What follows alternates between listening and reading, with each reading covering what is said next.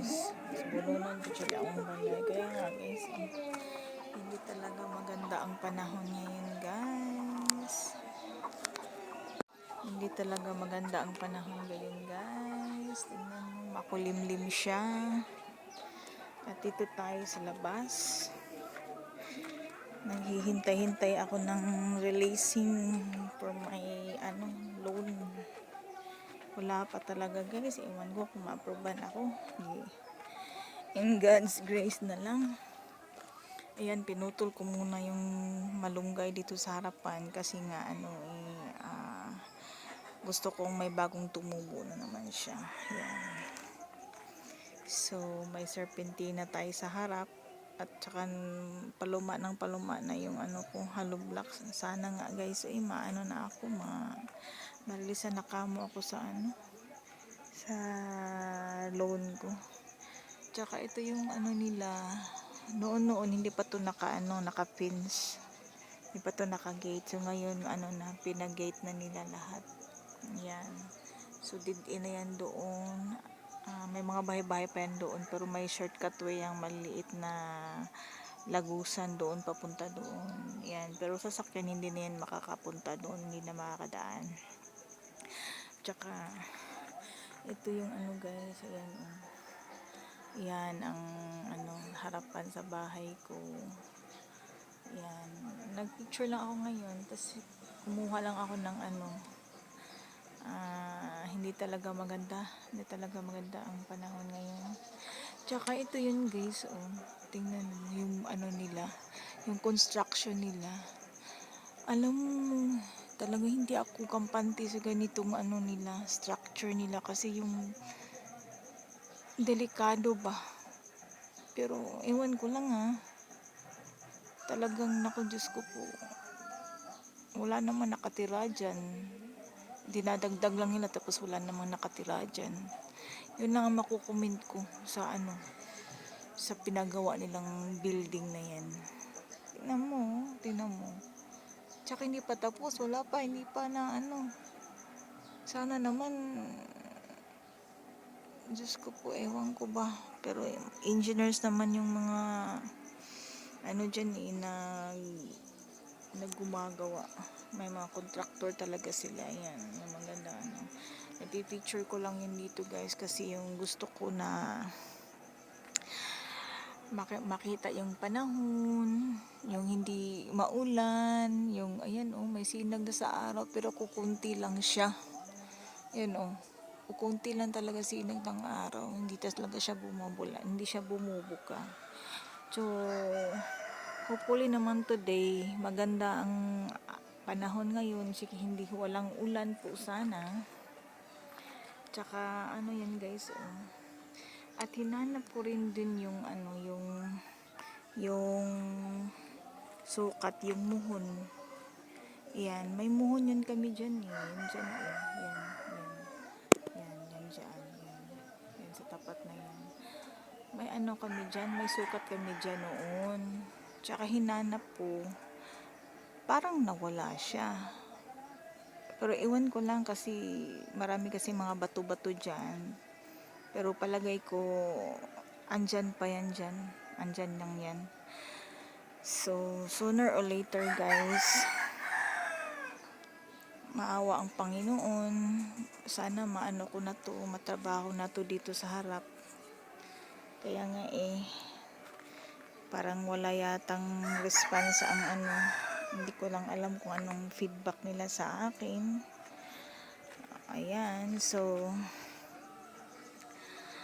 sige lang guys, baka may miracle. I do believe in miracle. May miracle naman gusto ko naman yung talagang sana yung Panginoon maawa sa akin. Yan. Sana naman guys. Pero ito yung tricycle na to, hindi to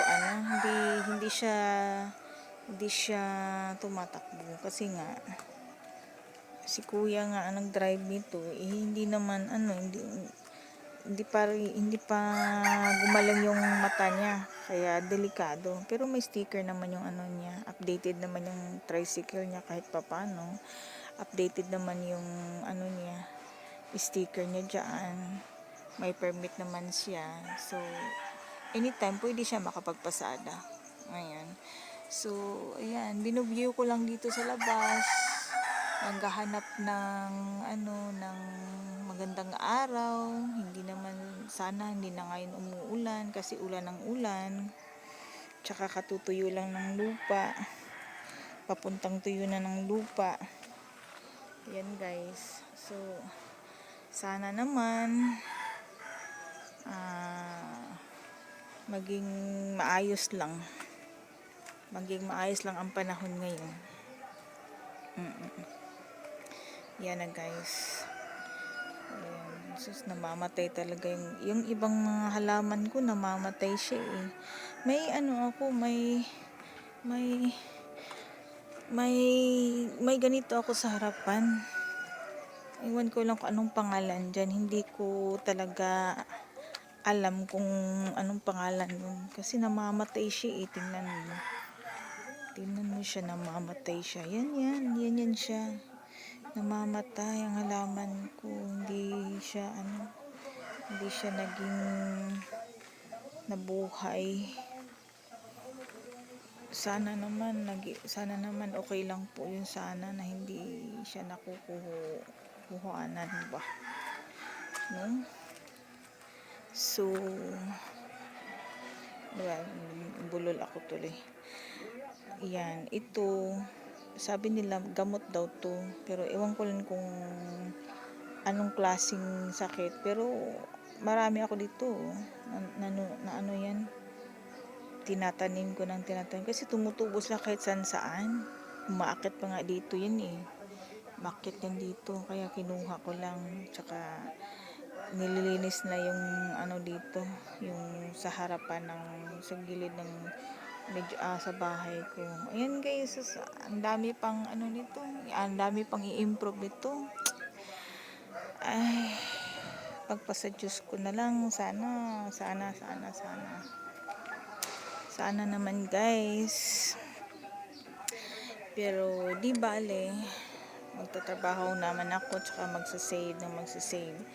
Tsaka yung ayan, nililinis nila dito. Tsaka nawala na yung mga halaman dito. Isa na lang yung iniwan nila. Tsaka yung sabi ko sa kanila, wag niyong patayin yan kasi maganda yan. Malamig sa mata. Tsaka yung ambience niya ba, yung halaman na yan. Tsaka yung nilagay nila doon lahat dito. Lahat. Pinapantay nila yan doon. Yan ang yan. Mga halaman. Yan. Yan. Yan siya naiwan. Nilagyan pa ng ganito. So, ayan guys, maraming mga basura. Yan, yung oregano ko yan. Ito yung kapayas. Yan, oregano. Yung oregano, just kalamansi. Yan, maganda yan. Oregano, yan, gamot yan sa ubo. Kahit anong mga sakit-sakit sa katawan niya lang, inalagay ko sa tubig, tsaka iniinom ko. Yan. At tsaka itong kapayas, lumalaki siya. Ayan, so, yan na nga. Ayan, so, sana naman guys, ay, sana makakuha nga ako ng guys eh. Sana marelease na ako ng niluluon ko. Tsaka yan delikado yung lubi na yan. Yung niyog na yan, lubi kasi sa Bisaya eh. Yan kahit anong lagay ko ng ano bang tawag nito? Tumutubo pa rin siya. Tumutubo siya Tsaka talaga yung may nagbubunga pa siya.